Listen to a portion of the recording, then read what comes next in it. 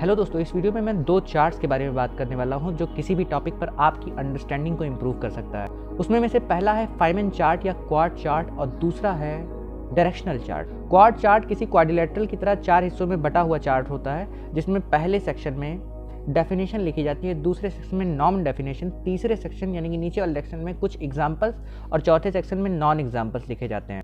As an example, अगर आप noun की डेफिनेशन के बारे में बात कर रहे हैं तो हम जानते हैं all naming word are called noun. ये डेफिनेशन वाले सेक्शन में हो गया।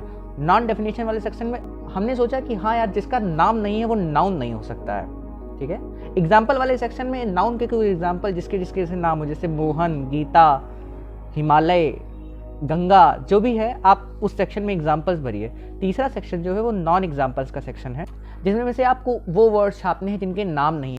एज एन एग्जाम्पल, तेज, धीरे धीरे, खूबसूरत, ये नाउन नहीं है क्योंकि ये नाम नहीं है, एक तरीके की संज्ञा या संज्ञा विशेषण है। दूसरा chart directional chart. Directional chart में ईस्ट वेस्ट नॉर्थ साउथ सारी डायरेक्शन जैसा होता है, जिसमें एक सेंट्रल आइडिया बीच में होता है जिसके बारे में आपको विचार करना है।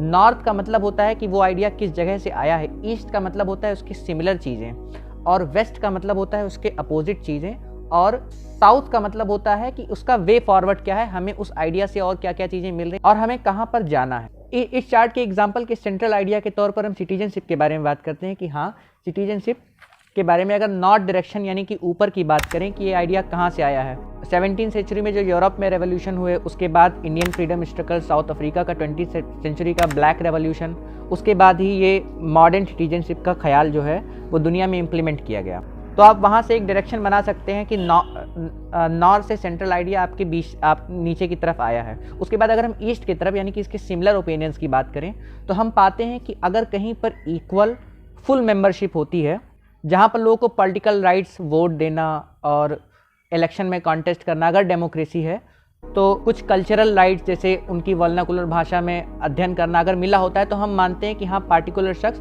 वहाँ का नागरिक और साथ साथ स्टेट उसे प्रोटेक्ट करता है, उसकी हेल्प करता है, उसके ऊपर कुछ ऑब्लिगेशंस होती हैं। इस डायरेक्शन में हम ये समझ लेंगे कि हाँ, ये कैरेक्टरिस्टिक सिटीजन की है। सिटीजनशिप की अपोजिट के तौर पर अगर हम देखें तो रिफ्यूजी का ख्याल मन में आता है, तो आप वेस्ट डायरेक्शन में रिफ्यूजीज लिख सकते हैं। सिटीजनशिप की वजह से पनपी हुई एक ये बड़ी समस्या है और लगभग इसके अपोजिट के तौर पर देखा जाता है।